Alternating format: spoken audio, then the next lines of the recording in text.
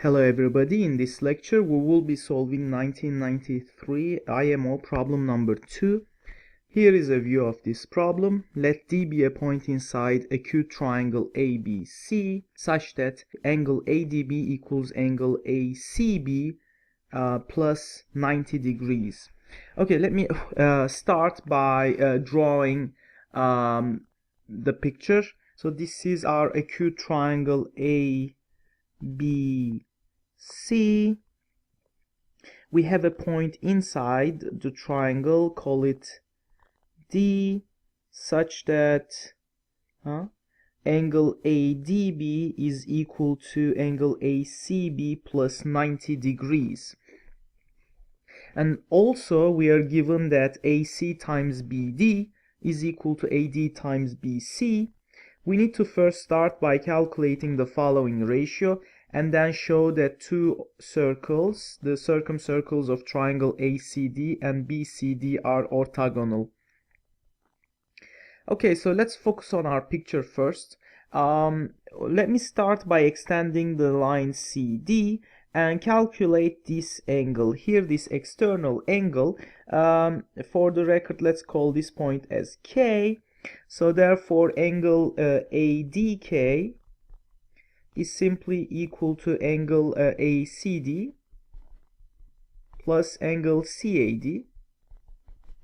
And in a similar way, this angle over here is the external angle of triangle CBD. Angle BDK is simply equal to angle CBD plus angle BCD. Finally, if we add up these equations, we would get that angle ADK plus BDK, which is simply angle ADB, is equal to angle ACD here plus BCD over here. These two add up to angle C, and finally we have two more angles here, CAD and CBD. So that would be simply equal to angle ACB plus the remaining two angles, angle CAD plus angle CBD. However, it's given in the problem that angle ADB, our angle here, is equal to angle ACB plus 90 degrees, suggesting that this here is equal to 90 degrees. So the sum of these two angles, namely this angle over here, let's try to color it, yes, and this angle over here, add up to 90 degrees. Now in the next step, I would like to somehow bring together these two angles with a very standard stuff, and the way I will do it will be to add a triangle erect a new triangle on side CB, which will be similar to triangle ACD. So BC, let's E be such that it is similar to ACD. So let me go ahead and I guess something maybe a little bit longer, yeah, like that and maybe like that, and there you go. So this is the point E.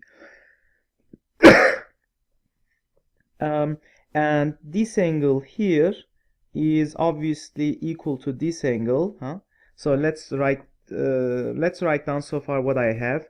Let E be such that triangle ACD is similar to triangle BCE.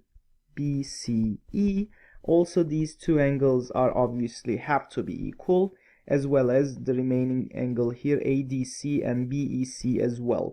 Due to the similarity AD to AC, some side ratios, side relationships can immediately follow, is equal to BE to BC. Also, for example, and for instance, CA to CB is equal to, so the first two to the first two is equal to CD, the last two to the last two, CD to CE as well. Now let's closely look at the following. So we have already established that angle ACD is equal to angle BCE because of this similarity, the special way that we constructed the point E. But this would simply imply that if we just add this midsection here to those two angles, we would get that angle ACB is in fact equal to angle DCE. Now if I combine this result here with this result that we got earlier, combining these two would simply imply that the two triangles, namely triangle ABC and triangles DEC, are similar. So let me go ahead and draw that triangle. So those two triangles have to be similar thanks to these two conditions. Side angle side relationship would imply that these two triangles are similar, and as a result that would imply that AB to AC, for instance, is equal to DE to DC, DE to DC. Finally, recall that angle CAD plus angle CBD was adding up to 90 degrees. These two angles were adding up to 90 degrees. However, this angle over here is the same as this angle, suggesting that also we know, therefore, that angle DBE has got to be 90 degrees as a result. So that was the whole purpose of building another triangle on top of the other one, so that I can connect these two angles, which I've known previously that their sum is equal to 90 degrees. Now that I was able to move this angle over here, the sum of these two is 90 degrees. So we have a right triangle here. Triangle DBE is a right triangle. Now we can also consider the following. It's given in the problem that AC times BD is equal to AD times BC. Let's write this down here. So sorry for that, a little bit messed up here. Okay, so we were given earlier that at the beginning of the problem, finally, we were given that AC times BD is equal to AD times BC. However, look at this earlier condition here, that if we do the cross multiplication, it would give us AD times BC, which is basically the right hand side, is equal to AC times BE. So the only difference here is BD and BE. So combining these two results would simply imply that BD is equal to BE. So not only triangle DBE is a right triangle, but it is also an isosceles right triangle. As such, DE, so this would imply triangle DBE is isosceles right triangle, implying that DE is equal to root 2 times DB, or BD I should say probably. And now it's time to insert everything that we've got so far into this expression that we would like to calculate. So AB times CD, all divided by AC times BD. Let's express everything we have so far in terms of BD. We've already got that AB to AC is equal to DE to DC. So here we can replace it with DE to DC times CD to BD. However, the two CDs will cancel out, so we will be left with DE to BD. But DE to BD, it is clear from here that it is equal to root 2. And that completes the first part of the problem. Now in the second part, we would like to show that the circumcircles of triangle ACD and BCD are actually perpendicular. So let me redraw the picture, I guess, and we can do some angle chasing based on that picture again. So let's go ahead and draw our triangle again. I decided, I think we did draw something like that. So we have triangle A, B, and C, and we have a point inside. We decided to call it point D.